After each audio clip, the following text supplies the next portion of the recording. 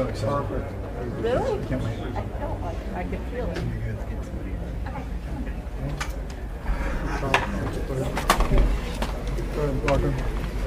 Thanks, guys. Let us go. Thank you, guys. Still keep it down the front.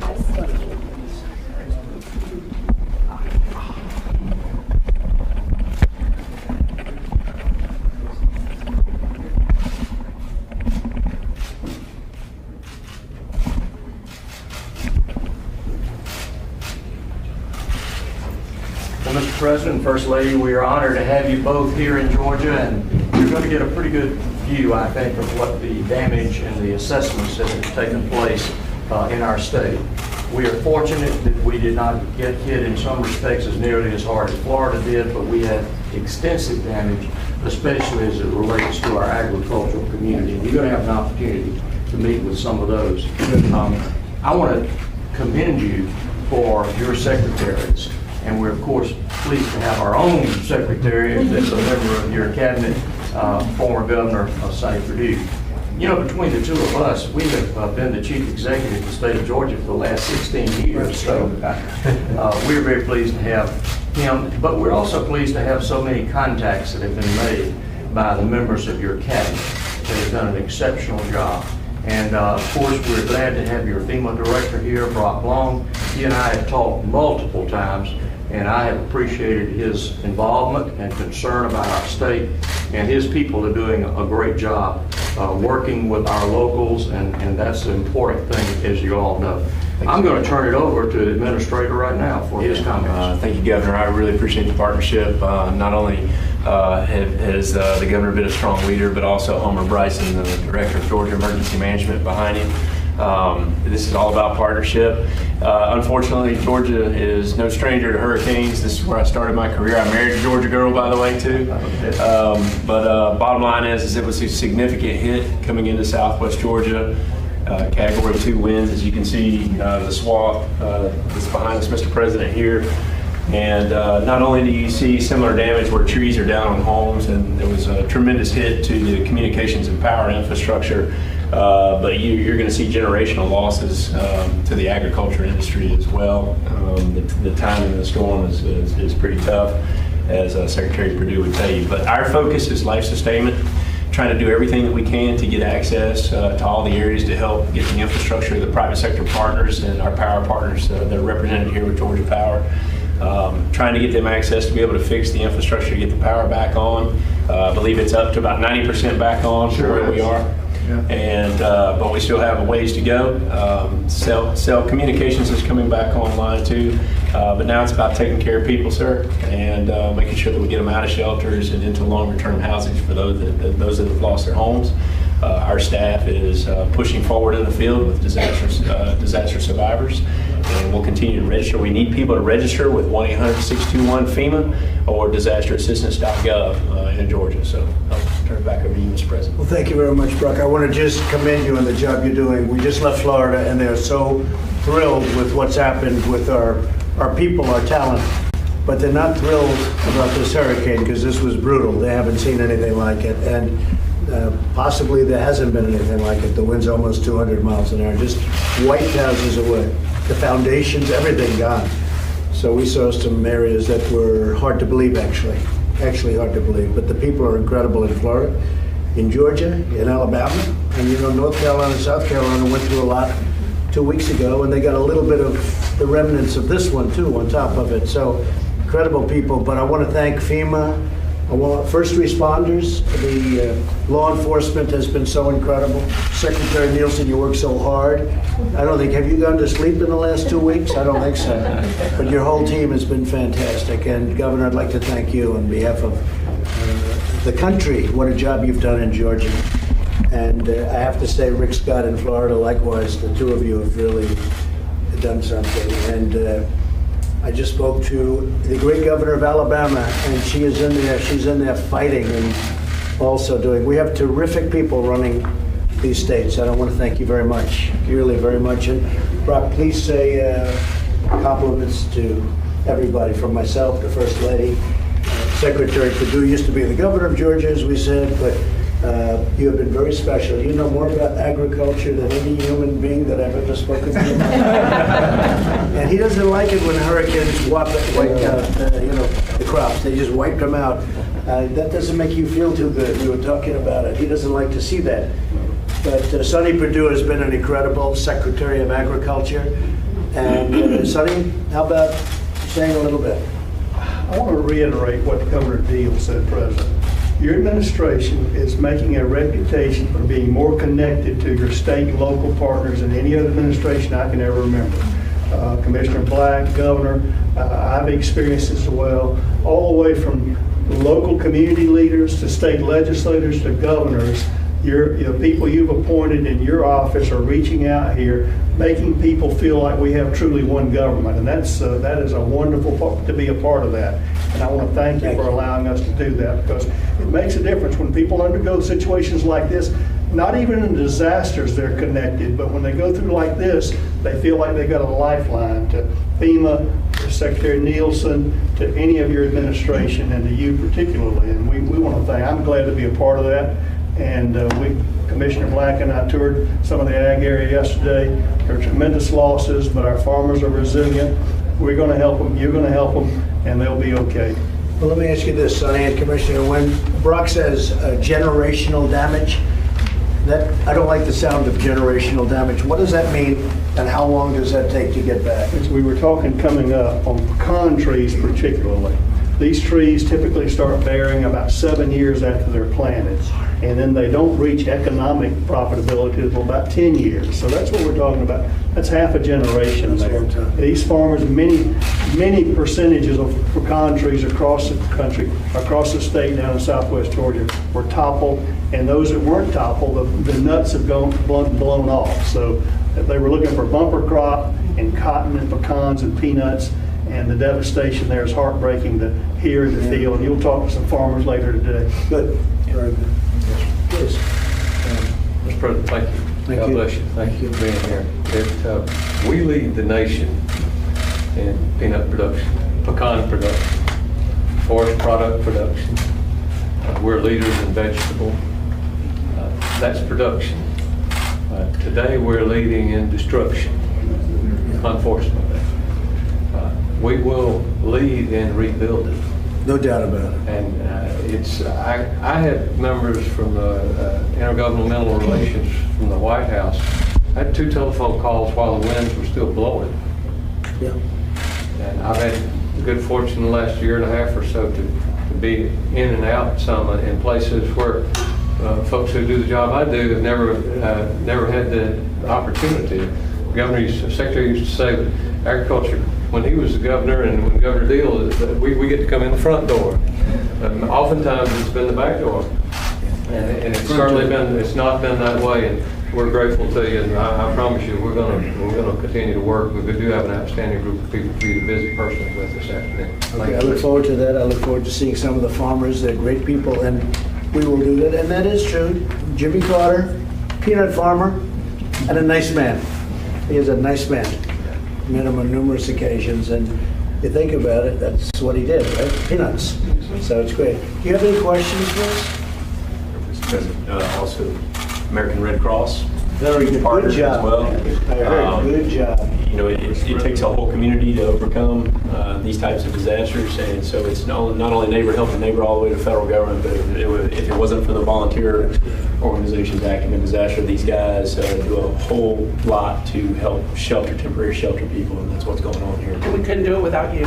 So thank you. We have great partnership. Thank you very much. And Power's coming back. Pretty quickly, right? Yes, sir. I'm not surprised. I know your company well. I'm not surprised. Any questions, please? Mr. President, you just left Florida. Are you concerned that there is a possibility that up to 17 F-22 stealth bombers were damaged at Tyndall Air Force Base? No, I'm not hearing that. They were under repair. Many of the aircraft were flown out prior to the hurricane, but some you can't because the engines are taken out and they're doing a lot of heavy repairing work. We're going to have a full report. There was some damage. Not nearly as bad as we first heard. Are you concerned about how much that might cost, though? I'm always concerned about cost. I don't like it. Do you have any In fact, my first question is, why didn't they take them out? That's because they were fixing. You know, this hurricane happened very quickly. fact, it was a storm. Nobody thought it was a big deal, and then all of a sudden it started, and then became a Category 4. It happened very quickly. No, we think it's much better than we originally thought, but there was some damage, no question about it. And the F-22 is one of my all-time favorite planes. To me, it's the most beautiful fighter jet in the world, and one of the best. Yes, sir, go ahead. Are you going to ask Congress for supplementary funding to respond to these hurricanes? The governors know that we're there for them. I spoke with Rick Scott of Florida. Governor, you know that. We're right with you. And we'll be helping Alabama. We'll be helping all of the, as we have been with North Carolina, South Carolina. So we're there. Are you worried at all about the deficit? I always worry about the deficit, but what are you going to do? You have a hurricane. I have to take care of the people. So the deficit's always a problem for me, but we take care of our people, most importantly. Is there a preliminary estimate on how much it costs to help all these people? I think, Governor, do you want to make a comment on that? Do you have any ideas yet? Very early. Mr. President, it's still too early unless Brock has some more. So it will take some time. We do what are called preliminary damage assessments and to get more details, but that the true cost won't be revealed for quite some time. Mr. President, when you ran for president, did you ever imagine you would spend this much time thinking about the weather? Well, the weather's been a factor, and yet they say the worst hurricanes were 50 years ago, if you can believe it. In fact, the one that they say was worse, there were 2 or 3 worse. One was in the 1890s, and one was exactly 50 years ago. The winds were 200 miles an hour, so who knows?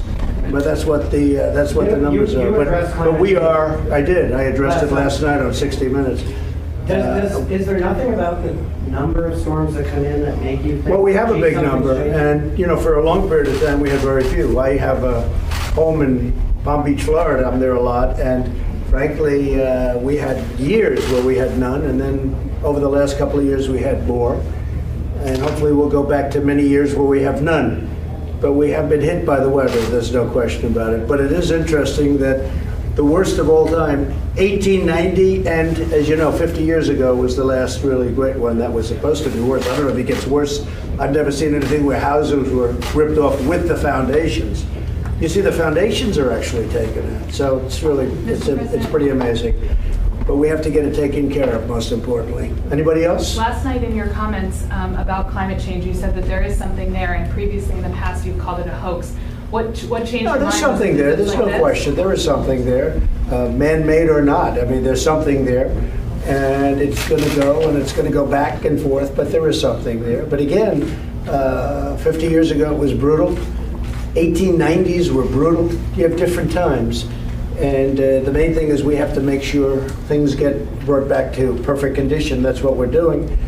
We have tremendous support from the farmers. The farmers really got hurt, especially in Georgia. I mean, Florida was housing and other things, and over here your farmers were really, those crops were really uprooted.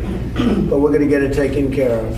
Mr. President, the latest research from NOAA says that climate change will make the strongest hurricanes even stronger. Do you agree with that assessment? I'll have to look at it. I haven't seen that, but I would certainly have to look at it. When you see impacts like this to the U.S., does it affect at all your decision in renegotiating the Paris Climate Accord? Now, I want crystal clean water. I want the cleanest air on the planet, which, by the way, now we have. It's gotten better since last year, even better. And I'm very, very tough on that. So when you talk about environmental, I am truly an environmentalist. A lot of people smile when they hear that, but I have the cleanest air, and I'm going to have the cleanest air. But that doesn't mean we have to put every one of our businesses out of business. It doesn't mean that we can't compete, or we're not allowed to compete with other nations that aren't doing what we're doing. And we're competing very well. Our nation's the hottest nation economically on the planet by far, even though we're very big. I mean, we're up $11.7 trillion since I got elected. Nobody thought that would be possible. And other nations, as an example, China, not that I wish this, but they're down many trillions of dollars. So we're doing really well, and I want to keep it that way. Yes, please. Yes, sir. Sir, can I ask you an off-topic question? Sure. There's a report that the Saudis might say that Khashoggi was killed during the unauthorized interrogation. Does that sound I just saw that. I just don't know. I'm going to have to see what they say. And we're working very close with Saudi Arabia and with Turkey, and they're working together to figure out what happened. And they want to know what happened also. So a lot of people are working on it, Steve, a lot of people. And we'll be bound very much by that. We'll see. I heard that report, but nobody knows if it's an official report. So far, it's just the rumor of a report coming out. Yes, ma'am? What instructions did you give Pompeo, Secretary Pompeo, when he was sent over? Well, I'm really sending him just to find out, really firsthand, what happened, what they know, what's going on. He may go to Turkey, he may not. He may meet with all of them together, but we want to find out what happened. And he's got instructions to find out what happened. We're talking about the whole situation with Saudi Arabia that you've been reading about, I'm sure, very much. But it's a terrible situation. There's no question about it. I don't like it one bit. Okay? Has your Yes. thinking changed about Secretary Mnuchin going to the conference? He's going to make that decision. We're going to see who's going. He's got a while to go. You know, it's Friday. He has to know by the end of Friday. And we'll make that decision. We haven't made a decision about going yet, but he's going to make that decision sometime prior to Friday. Since we already went off topic, Mr. President, Senator Warren released some of her DNA results that show a strong likelihood that she does have Native American roots. How much? 1,000? Do you owe her an No, what is apology? it? No, I don't. What about the money that I you... owe her. She owes the country an apology. What's the percentage? 1,000? I don't have the exact Okay, numbers. tell in me, front when of you me. have the percentage, tell me what the What percentage about the money is. that you told her you would... You mean if she gets the nomination in a debate where I was going to have her tested? I'll only do it if I can test her personally. Okay, that will not be something I enjoy doing either. Okay, what else? Mr. President? Okay? Mr. President, over the weekend you signaled that you're considering reviving the child separation policy. Have you discussed this? I didn't consider anything. I'm considering changing the immigration laws, and I've been doing it for a while because we have the worst, as the governor can tell you, as everybody can tell you, as Sonny can tell you from your time as governor. We have the worst immigration laws and the dumbest immigration laws in the history of the world, okay? There is no country in the world that has such stupid laws as we do. Somebody comes into our country, they put 1 foot on our land, and we have to bring them through a long court process. Or we have catch and release, which is even worse. We catch them, Commissioner, we catch them, we find out they're a criminal, we write them up, then we release them and we tell them to come back in 3-4 years for a court case and they never show up. We have the dumbest laws in history. It's because of the Democrats, because they want to have these laws that way. And it is so crazy, and we are getting them changed one by one, and we're very tough on the border, and we have to be very tough on the border. So we're looking at all immigration laws. They are a disaster. They're a laughing stock all over the world, and this country will never be a laughing stock when I'm running it. We've made a lot of progress, too. Thank you all very much. Thank you. Thank you.